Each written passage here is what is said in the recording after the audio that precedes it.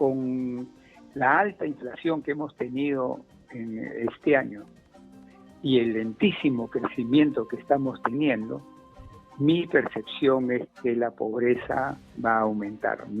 Si me preguntas cuánto, no sé. Porque una vez más tenemos la información de que ya no va a ser el crecimiento 1.1. ¿Recuerdas, Katiuska, que hace una semana, creo, más de una semana, el ministro Contreras había hecho un reajuste de la proyección del crecimiento económico? Ya no íbamos a crecer 2.3, sino íbamos a crecer 1.1. Y ahora el BCR ha vuelto a hacer el reajuste y anunció que el crecimiento económico va a ser de solamente 0.9, o sea, menos de un punto. Vamos a crecer en este año sin el Banco Central de Reserva. ¿Qué significa esto? Dios mío. Vamos a darle la bienvenida a nuestro invitado Jorge González Izquierdo, él es economista, al cual le agradecemos por su tiempo. Muy buenas noches, bienvenido, Exitoso. Muy buenas noches, muchas gracias por la invitación, un placer conversar con ustedes una vez más. Señor González, ya no espera la siguiente semana, no vaya a ser que hagan otro reajuste y sigamos a la baja con las proyecciones de crecimiento económico del país.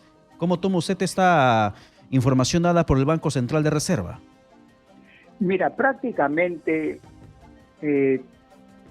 yo diría que casi todas las instituciones y los comentaristas económicos estaban dando un crecimiento ya entre 0 y 1% de hace ya algunas semanas atrás.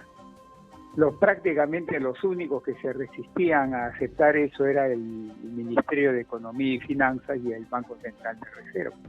Pero en ambos casos han tenido que ajustar finalmente sus proyecciones de crecimiento para este año.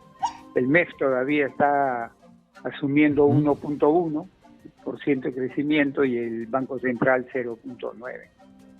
Simplemente se han ajustado a la realidad. Pero yo creo que dos nubarrones están en el horizonte que podrían incluso hacerte bajar un poco más esas proyecciones.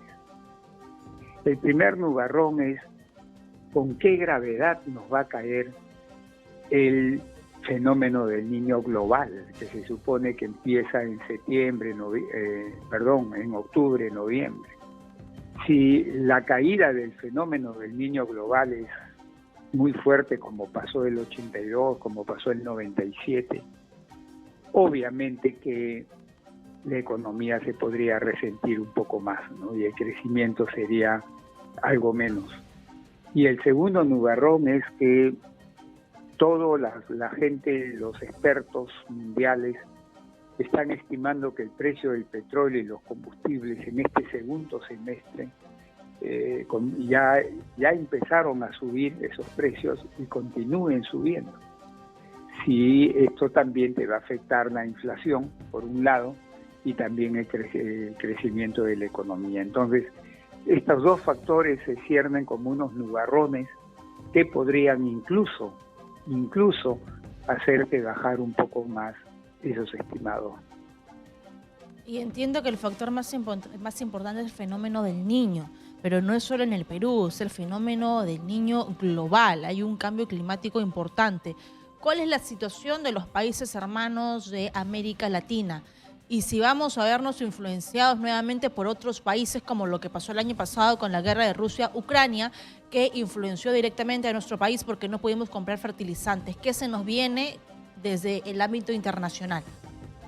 Bueno, mira, en Latinoamérica estamos teniendo una diversidad de países que van a crecer en forma interesante este año, por ejemplo, Paraguay, ¿no? Panamá, que estarían creciendo alrededor del 4% o incluso un poco más, Uruguay, y países que están creciendo cerca a cero, ¿no? Como, bueno, en negativo, como sería Chile, como también sería un poco la Argentina, ¿no?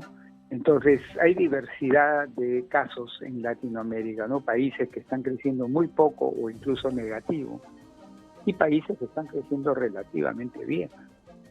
Y a nivel mundial, para contestar tu pregunta, a nivel mundial la posibilidad, ya no es posibilidad porque ya es un hecho, que la economía china va a crecer debajo del 5% que el gobierno chino había puesto como crecimiento para este año.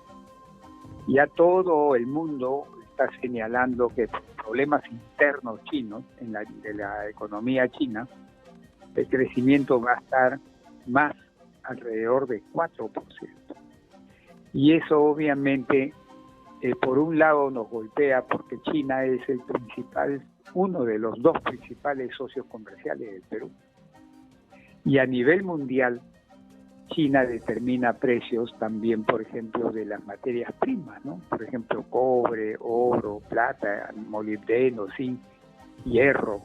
Influye bastante en esos precios. Entonces, si China crece, para los estándares chinos, crecen relativamente poco, eso nos podría golpear por el lado, pues, del cobre, del precio de los metales que nosotros exportamos, ¿no? Entonces, si finalmente China crece como se está estimando a nivel mundial, eso podría ser un factor que todavía agrave un poco más la situación de crecimiento de la economía peruana.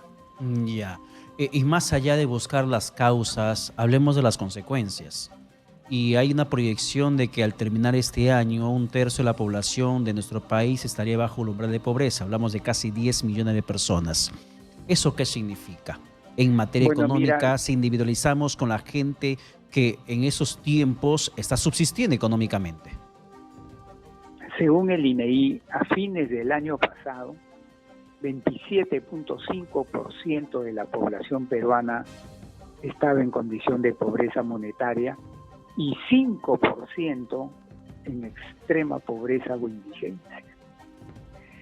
Eso fue a fines del año pasado. Con la alta inflación que hemos tenido en este año y el lentísimo crecimiento que estamos teniendo, mi percepción es que la pobreza va a aumentar. Si me preguntas cuánto, no sé, ¿no? Pero que mi percepción es que va a aumentar la pobreza, va a aumentar la extrema pobreza también. ¿A cuánto? Yo no me atrevería a lanzar en este momento una cifra. Y ya, señor González, sin embargo, todo apunta. Sin embargo, el ministro Contreras atribuye esa situación crítica a factores externos. Y me pregunta, en el sentido, ya sabemos que la situación de pobreza se va a incrementar. Habrá más gente subsistiendo, sobreviviendo en este país con lo poco que pueda ganar. Pero ¿algo se puede hacer? ¿Hay algún mecanismo propio como política pública del país que pueda ayudar a contener este incremento de la crisis, de la pobreza en el país? ¿Qué cosa se puede hacer? Mira, para responder tu pregunta, voy a poner desde mi punto de vista en claro qué factores están produciendo esta situación bien grave que estamos viendo para nuestro querido país en este año 2023, ¿no? En primer lugar, los factores climatológicos, obviamente, ¿no? Primero el ciclón Yaku, después el fenómeno del Niño costero, que hasta el día de hoy, viernes, nos sigue golpeando. Si no, miren nomás lo que está pasando con el clima. Y encima nos va a caer el otro niño, el niño global. Obviamente que eso nos está afectando. Pero hay un segundo factor también que explica esto. ¿Cuál es? La inestabilidad política, social e institucional que estamos viviendo desde mediados del 2021 y que no ha disminuido en forma importante. ¿Eso qué produce? Que afecta duramente, que golpea duramente a la inversión privada, que ya lleva 12 meses, o sea, ya lleva 4 trimestres seguidos de crecimiento negativo.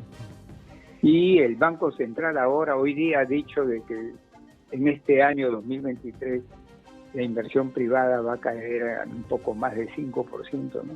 Que yo creo que va a caer un poco más que eso todavía. Entonces, el segundo factor, y ahí respondiendo a tu pregunta, ¿qué se puede hacer? Si los señores políticos, tanto que los del gobierno como los que están en el otro lado, entendieran que primero está nuestro querido país, esa inestabilidad política, social e institucional tendría que rebajarse en forma importante, y esa es una de las medidas que podría tranquilamente comenzar a tirar el carro hacia adelante en forma más rápida, ¿no? Otro factor es que el Banco Central, en su lucha contra la inflación, está, digamos, ocasionando un efecto secundario. Ese es como cuando alguien se pone por ejemplo, una inyección, un antibiótico porque tengo una infección en la cara, pero de repente el efecto secundario del antibiótico es que me malogra el hígado o el riñón. Acá la política antiinflacionaria que está siguiendo el Banco Central, como cualquier otro banco central en el mundo, tiene un efecto secundario. El efecto secundario, ¿cuál es? Que te enfría la economía. Entonces ya el Banco Central ha empezado hoy, desde este mes, a comenzar a bajar, a hacer menos restrictiva su política monetaria, y eso va a ayudar, conforme pasen los meses, no tanto este año, sobre todo el próximo, va a ayudar a que la economía crezca un poco más, la va a empujar. Entonces ahí nomás ya te estoy dando dos factores que responden a tu pregunta. ¿Se puede hacer algo? Por supuesto que sí, ya te he dicho todo, y te digo un tercero. Y esta ya es responsabilidad del gobierno, de la señora Dina Boluarte y del señor ministro de Economía. Tienen que identificar qué sectores de la población peruana están siendo duramente golpeados, están sufriendo, para que una vez identificados les hagan transferencias monetarias, temporales, transitorias, para que ese sufrimiento se lo reduzcan apreciablemente. Ahí nomás ya te he dado 3 formas de paliar esta situación. Y ojalá el ministro de Economía pueda recoger estas iniciativas que usted menciona. Entiendo que el lunes hay una conferencia de prensa, pero los planes que lanzan no tienen éxito. Con Punche Perú, con Punche Regional, con Punche para el Niño, lamentablemente no tienen éxito. Muchas gracias, señor González Izquierdo. Muchas gracias. Bien, buenas noches. Ha sido Jorge González Izquierdo, economista, conversando con nosotros aquí en Exitosa frente a esta problemática.